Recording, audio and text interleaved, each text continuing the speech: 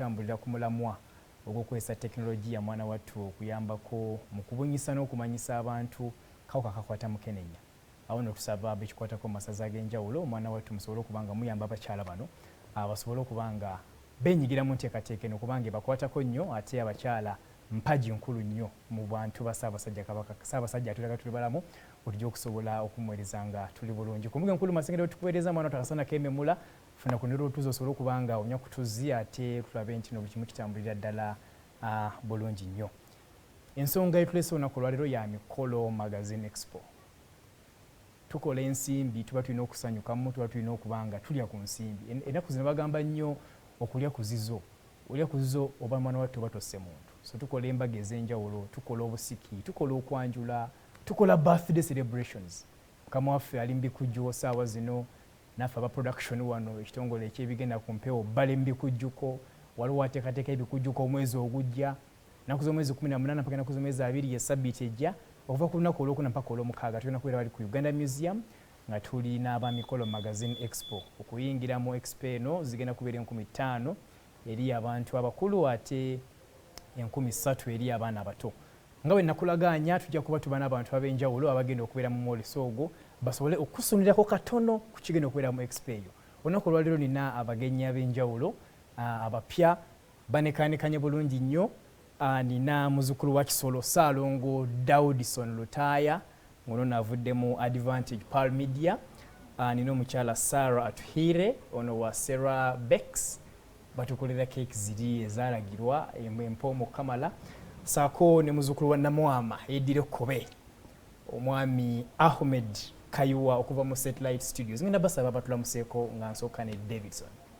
Balamusiza abatulaba ku BBS Terefayina erinnya Lutaaya Davidson Ssaalongo nga nvudde mu kitongole kya Advantage Pal Media.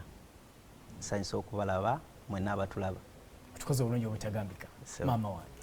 Balamusiza basebo ne bannyabo abatulaba eyo. Mwe bali kulaba BBS Terefayina. Nze Sarah Atuhire nkola cakes. Nze CEO owa Sarah's Bakes. Era nsanyuse nnyo okubeera wano.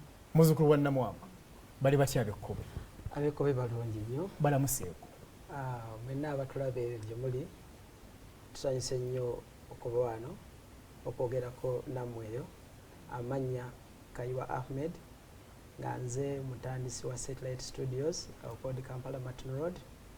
Tuli bakuyiba bifaananyi video bikwatagana ku mukolo okutegekera mukolo gwonna mbaga kasiki kwanjula buli ekyetagamu ekifaananyi ne video kyetusinga okukola.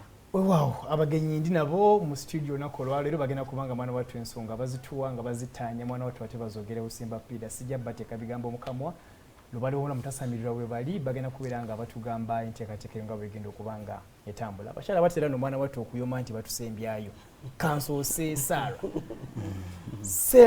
Sarah Bex. Yes. Mukola ki ekyenjawulo era ki ekigenda okubanga batwala mu Mikolo Magazine Expo sabbiiti ejja? Tukola cakes eza buli kika, eza wedding, za introduction, birthdays, kyonna kyoyagala. Ne oyagala cake efaanana ng'omukeeka oba yaki buli kimu tukikola. Era mujje ku Mikolo Expo nga 18 tujja kuba tubaleeteddeyo cakes ezitafaanana. Mujje n'abaana bali mu biwummulo bawumuddemu bajje balabe ebintu ebitafaanana.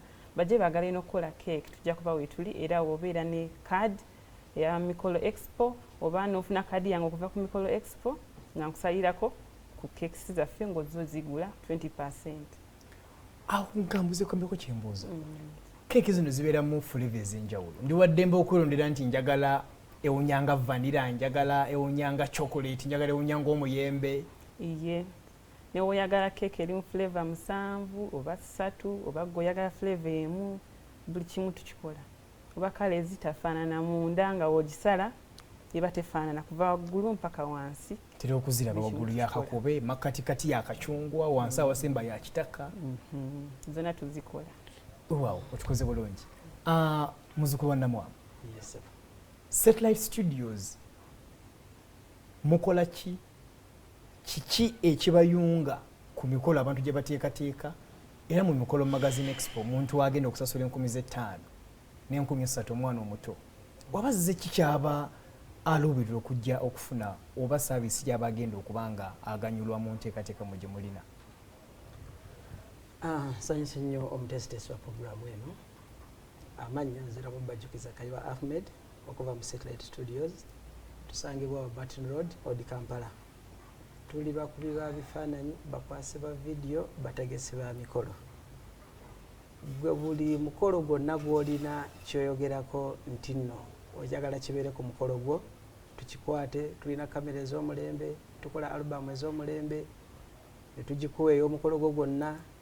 Olinga okubba ekifaananyi kyo kimwetaagisa oba kuleeta n'ajjambi oba mbazo kitemamu kitwala.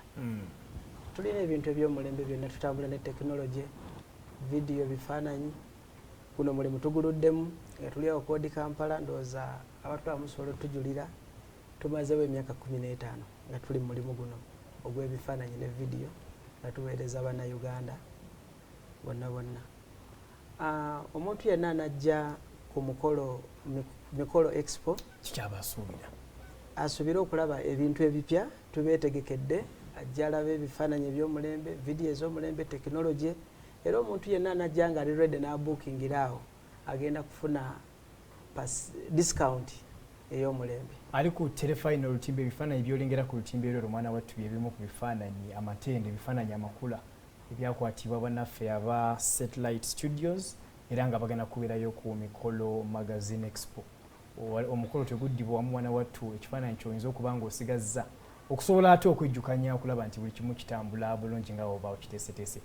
Package, oyogedde ku package ez'enjawulo. Mukoma kuba bifaananyi ku mukolo oba nsobola n'okujja ne ngamba nti nga sinnaba ku munnange ebintu ennaku zino birimu obusiki, ne ngamba nti njagala okufuna ka memory lane ako, twatandika tutya, twasinkana luddawa, bagundi bagamba ebyo byonna mubikola oba ebyo mbyekolera nzekka nenzije mwe munkwate bukwatiza ekifaananyi wali ku lunaku? Ebyo byonna byonna tubikola, memory lane, kye twalise pre-wedding photoshoot, tubitegeka abantu bo ne basanga busanzi nga byawedde ku mukolo. Tuleta ne screens kwe banaabirabira buli kimu, byonna byonna tubikola ne tutegeka kutegeeragana nti kino kyenjagala ffe ne tukola. Gwotuwa buwi n'ogamba kino kyenjagala okukola ku mukolo gwange, kyenjagala okulaba, ne tukwasaganya ekyo ky'oba ogambye. Ssaalongo Lutaaya. Sebo. Advantage Pal Media. Yes, sebo. Nteekateeka ki mujja mulina ey'enkizo egenda okumpaliriza oba okunsikiriza okuwaayo 5,000 nzije ku museum? Sebo, Advantage Pal Media okwongera okulambulirako katono ffe abakutte omumuli ogwa corporate branding. Omanyi ebiseera ebisinga bwe twogera ku mikolo bantu bangi tutegeera nnyo embaga, akasiki, n'ate munayo emikolo gisukkawo. Kaakati lwaki twegasse ku Expo Magazine? Twagala okubuulira bannaffe nti waliwo kye tuyita corporate events. Emikolo tegikoma ku mbaga, obubaga obw'ekikungu nabwo gye buli. Kakati ffe nga bwe nkugambye tukutte omumuli gwa branding, tuteekateeka omukolo gwo oguli corporate nga tukutuusaako designs eziri ez'omulembe. First of all, tutandikira ddala ku design. Tuyina ttiimu egenda ku ground kiyite production, neteekateeka omukolo gwo gwe n'ojja n'okola ki, neweeyagala bweyagazi. Tukola backdrop designs eziriko ez'omulembe guno.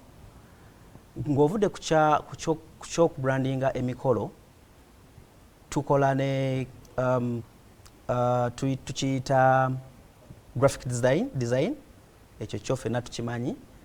For example, tukudesigningira okuva ku logo, waliwo abatutuukirira nga beetaaga okudesign nga baagala kutandika company.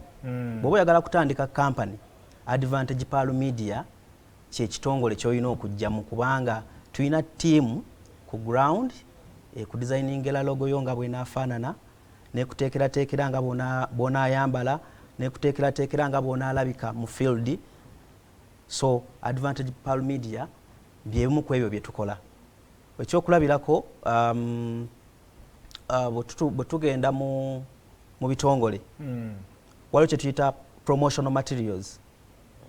bukofiira exactly biki bye weetaaga okwetunda kubanga osobola otandika kampani yo nesigala nga esigadde naawe naye ogijja otya awaka ogijja otya ku office eyingire eri bakasitoma abo kati awo tuleetera promotional materials tulina promotional materials ez'omulembe era bw'ojja ewaffe tukuwa advice tugaba free consultants yes sikusasula tetusasuza consultants because tumanyi ekigendererwa kyaffe kyakubeera nti nno bw'ojja olina kyoyagala okutuukako ffe tulina kuyamba okituukeko so wano wootandikira ku ddaala erisooka lwaki ate tukola ki tukusasuza so consultants eyo tugigabira bwereere mu field tumazeemu emyaka egisukka 8 kyetwogerako tukimanyi ne kyetukola tukola ki tukimanyi era tukitegeera program tunda ensonga ya Mikolo Magazine Expo nina abagenyi abavudde mu bitongole ebyenjawulo aba Sarah Cakes tulabye omwami wa Advantage Pal Media Satellite Studios muzukola mama mulina mu studio tutambula Mikolo Magazine Expo egenda kubeerayo sabbiiti ejja okuva ng'ennaku z'omwezi 18 mpaka ennaku z'omwezi 20 ku Uganda Museum wali ekamooca Uganda Museum gwe atagimanyi weeri enkulu ng'eyo ey'emulago oba okuti ekuba ng'odda mu bitundu eby'ekamooca mwana wattu ojja kuba olaba Uganda Museum osobola okubeera nga weeteekateeka oba weegatta ku nteekateeka eno kanzire ewa Sarah mulina kyanjawulo ki mu keeki ze mukola ekibafuula ab'enkizo ekibafuula outstanding okubanga temufaanana balala bonna bonna keeki zaffe ziriko free delivery wonna wooli zikutuukako ne bemba njagala Masaka ye mugituusa ne Kampala n'embalala etuuka ne bwe bayambaga ne bwe bayaki kasita okola order mugitambuliza bwere ate n'ekirala zibeera fresh kuba twakazikola ne wogiterekera wiiki osanga ekyali fine tuba twakagikola ne tugikuwa n'ogirirawa waliwo enjogera egamba nti kakeeki kabadde kakyayokya nkalidde kakyayokya nkakyali fresh neyo kyawo oba ogyagadde kutuukako weewaawo omukulu owa Satellite Studios tulabye emikolo mingi abantu batera okukuluma ku ebifaananyi yazze okuba ekifaananyi naye nga bambadde ekanzu zikukinadde beetalira kubako namaani agamba nti ate negative saagirise nagyerabidde mulina kyanjawulo ki ekibafuula ab'enkizo sebe ebyenjawulo tulina bingi nnyo ebitukuumidde mulimu guno okusukka emyaka 15 gye nkugambye omukolo gwo oba wabuukinga tukwetegekera okuwera ddala ekyo kye twateesa naawe tulina ttiimu entendeke obulungi eri professional tukozesa kamera ziri professional buli kimu abakasitoma baffe tubakwata bulungi kuba tumanyi bwe batali tetusobola kubeerawo byogeddeko ebya uniform kulu ndowooza batulabye uniform ziraba tubeera tunyumye tusobola kugamba nti babuzeemu babakoze ekyo oba kiki kwegamba tumanyi omuntu kyali yeetaaze ku mukolo bwe tukola ssebo mulina zino kamera ezeetooloola twalaba saba minisita Julia Balamu ng'ali kantu kwetoola nange saakategeera bulungi batugamba zeziri nazo muzirina mukama wange zonna kamera tuzirina okutandikira ku ezo ezeetooloola ez'omu bbanga zonna gwe kyogamba kutegeeragana naawe n'otugamba you just name it nti njagala kino ne tukola ekyo wemba ndi mugole katono nnyo nga ebisale omanye ensangi zino ebintu byafuuka bya buseere nga njagala kujja nga nsasulayo mpolampola nzigulewo akawunta mbere nga nteeka omukolo gwange guli mu Desemba mulina enteekateeka eyo ekyamazima almost buli mukolo gwonna bwe kibeera oli ajja ne mumala okutegeeragana mumaze okutegeeragana then ne mudda n'asasula ntya n'otandika okujja ng'odipositingako paka wetutuuka kye twakkiriziganya ne tujja ne tukola omukolo gwo omukulu Saalongo wanjisebo byankizo ki byanjawulo ki bye mulina tutya abantu beeyo wansi yankoledde ekintu sikitegeera bulungi mulina kyanjawulo ki ekyenkizo ekigenda okubafuula ab'amaanyi omuntu asobole okujja mu expo ku lwokulala sabbiiti ejjanga mutuufu abeesunze ekyenjawulo kye tulina kyenyinza okukakasa kansooke nkutereezeemu tetuli ba wansi eri gye musinga okutya essebo ekyenjawulo kye tulina omuntu kyagenda okusisinkana ku expo yaffe ekisookera ddala ye tekinologi technology nga bwe tumanyi ffenna nti ebintu byakyuka emirimu buli wamu girimu technology. Jangu ku expo nga 18 olabe technology akola ebintu kubanga kwolwo olunaku mwezi ennaku ze tugenda okubeera ku expo ky'onaayagala ogenda kifunira awo. For example oyinza okujja n'ogamba nti njagala ekifaananyi kyange ekya famire nzireyo nga nkyambadde, njagala okuddayo nga ekikopo kyenywerako nze ndiko ne mukyala wange, munkubirawo ekifaananyi tugenda kukubiraawo ekifaananyi kifulumirewo nga tonnafuluma mwoleso. So byebintu bye tugenda okusanga mu mwoleso nga 18 bisoboka era ogenda kubanga okifunirawo. Nali manyi bitwala nnaku 8 nnaku 2 ate kati mwembe ku Advantage Pal Media sebo bisobokera ddala. Ekyenjawulo ekirala buli omuntu agenda okutukyalirako ku mudaala gwaffe nga 18 paka nga 2 tuyina percentage discount gye tugenda okuteeka eriwo already twagitaddewo twagikanyizaako nga board nga bw'onaaba oyina service gy'oyagala okuva ku Advantage Pal Media twataddewo percentage discount ya 30%. Ekyo tekisangika mu mirimu gyaffe. Kwegamba munsalirako ebitundu 3 ku buli 100. Kasita gwe onajja n'otugamba bannaaye nabasanga ku Mwoleso Expo, kaadi yiino njagala kino kyekibadde ekyemitwalo 10 kigenda kudda nakakonge nti kano nakajja mu Mikolo Magazine Expo gigenda kubeera emitwalo 7. muba muzidemu ekyesatu. Yesebo kyekyenjawulo ekirala ekiriwo nga mutukoze obulungi obutagambika. Ekyenjawulo ekirala ekiriwo nti omuntu anajja ng'olina omwana balanze n'abato ba 13 kuyingira, ng'olina omwana wo oyinza okubaayo n'omwana wo nga ayagala okuyiga bye tukola, because we also traininga abaana abo. Omwana oyo bw'onajja n'akakonge n'ogamba nti naliko ku Mwoleso ne mumpa akakonge kano, mutabani wange gy'ali atudde, mutabani wange ali mu holiday, kuba kati tuli mu holiday abaana beetaaga okubaako bye bayiga eby'omu mutwe. So Advantage Pal Media tutraininga abaana mu mirimu gyaffe gino. Okay. Sarah, twawuliddeko nti waliyo ebyokuwangula ebyo, nandyagadde okuwangula keeki nga nze mu expo. Mulina ekintu muntu agenda kuwangula ki oba mugenda kuba mugattako value ki nga nze mu expo eri mu layidi ey'okuwangula? Eyokuwangula ekisokera ddala ojja n'ako akakonge akagenda obbeerayo tugenda tubulina ngenda basalirako 20% ku buli keeki gy'ogula. N'ekirala n'abaana abagala oyiga cakes nja kuba neera mbasalirako percentage 30% ku fees zemulina osasula. Otukoze bulungi nga tumaliriza omukulu Ahmed, Satellite Studios. Yes. Ebifaananyi nafuna bya bwereere ngenda kukola ntya? Njagala kuwangula kintu kuva wamu. Ebifaananyi tugenda kuba ne discount etabangawo mu Satellite Studios ejja okugendera ddala nga ku 30% ng'omuntu abuukingiddeawo ne okwegatta ku baganda bange bano abali wano naffe tusomesa abaana omulimu guno gwa vidiyo n'ebifaananyi. Gulimu ebintu bingi. Omwana ayinza okujja nti zesobola kukwata kamera naye tusobola omuyigiriza okweditinga owa kamera byaleese, tuyigiriza kamera eno y'ebifaananyi eya vidiyo, byonna birimu okweditinga nabyo tubikola. Omwana n'abeera nga asobola okwetandikira omulimu. Ate ekirungi ky'omulimu gwaffe guno buli wamu omulimu mwe guli kuba otandika na famireyo, otandika na famireyo ziine nagyo giba n'emikolo, tosobola kulemererwa nti emirimu gyabuze. Wow. Program tunda Mikolo Magazine Expo enaku z'omwezi 18 mpaka enaku z'omwezi 20 sabbiiti ejja kuva ku Lwakuna kuyingira 15 gw'omukulu. Omwana omuto alina tuwayo 13 asobole kubanga ayingira. Ayagala okusaba omudaala nga naawe oli munnamikolo oli eyo ofunyemu ekinyegenya.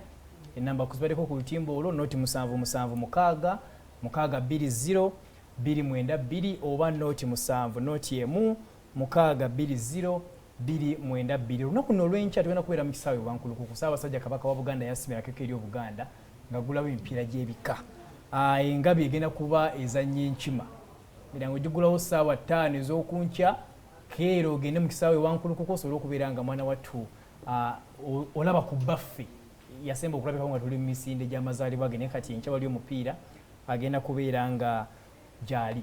Bwetuba twogera mwana wattu nga tumaliriza ebigambo ebisinga obungi mibi avayo n'agamba kabaka mwako tulina okuba abeegendereza ebigambo by'oyogera. Obeera nga osanyuse nnyo olina okubeera omwegendereza ebigambo by'ogenda okuba nga ofulumya naye obeera onyiize nnyo weefumitize nnyo ku kigambo ky'ogenda okwogera nga onamba kuba nga okifumya olw'ensonga nti kiyinza okuviiramu mwana wattu akabi oba akabaati. Batukubye wano surprise aba Sarah Cakes sitegedde oba mutukoze tutya balina ettu lyaffe ku Terefayina. Mwana wattu tujaguza emyaka 7 omwaka guno nga tuli ku mayengo nga tukuweereza batukubye ettu. Leeta ettu lyaffe abantu basobole okulira bakumukulu.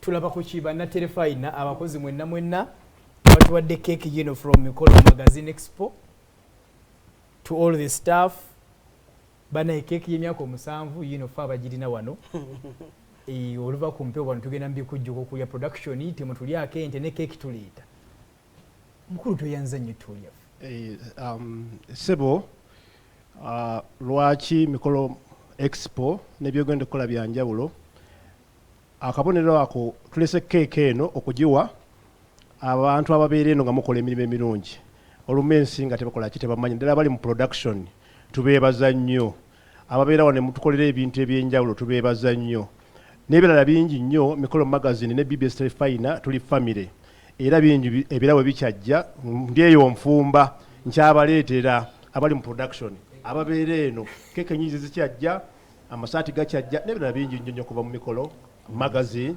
tubakubiriza mwenna abatulaba la BBS nti bino mubirabye wano era omwoleso bigenda kuba byanjawulo kati gwe jangu omwoleso nakuza omwezi 18 nga tuggulawo ku Lwokuna ate mugenda kulaba ebintu bemutalabangako omwoleso emirala gyonna gyonna kwafa byaffe byanjawulo ebintu byaffe byanjawulo nnyo tubasaba mujje 18 oyingirawo n'5,000 zokka wali ku geeti n'abaana mubaleete abaana tubategekedde ebintu bingi omwana wa 3 zokka oluyingira ku geeti wali n'ekirabo kyo ng'oyingira nakyo wali munda kikinjawulo ekiri mu mwoleso guno so mbasaba mwenna gye muli mujje tubugirize nga tukuze emyaka 7 ya BBS egenda kubeerayo egenda erinawo tente yayo ey'enjawulo nga Media Lab abatukwatira emikolo egy'enjawulo mujje mwogere nabo mufune package ez'enjawulo saagala ogambe weenenyanga wekka nti ebintu byannema fe tukuteereddewo buli kimu kyonna obeere ng'okifuna mwoleso guno n'ebigambo ebyo twebaza nnyo BBS Terefayina okuva ku management waggulu Ssaabasajja ffe baani abali ku mpewo wati nga tubugiriza tenamulondo mu ngeri enjawulo nga tukola business twebaza nnyo okuva ku top management n'abakozi mwenna tubaagala nnyo tujja baleeta ebirabo bingi tutandika butandisi Sabbiiti ejja manomatu bikujjuko emyaka 7 abejinja tulina mmwe tugenda kubeera nammwe mu nteekateeka y'emyaka 7 olunaku olwaleero ekiri ku masengere twawangula ente tugenda kwokya nti ate batukoze n'obulungi obutagambika ne batuwa cake sinza kubanga nsukwawo wano program kawunyemu 360 Jack Starter Shabi bayingirira okubanga bakutuusaako empeereza ey'olugambo lw'olubadde gy'otabadde osobola okubeera nalwo nga olunyoka badde program tunda omuweereza wa mbadde Peter Atenyi ayi Katonda kuuma maaso moja Uganda Museum yakuyuguma vala 18 okutuusa nga 2 Meeyi anti bakutuusaako Mikolo Expo 2023 omwoleso gw'abana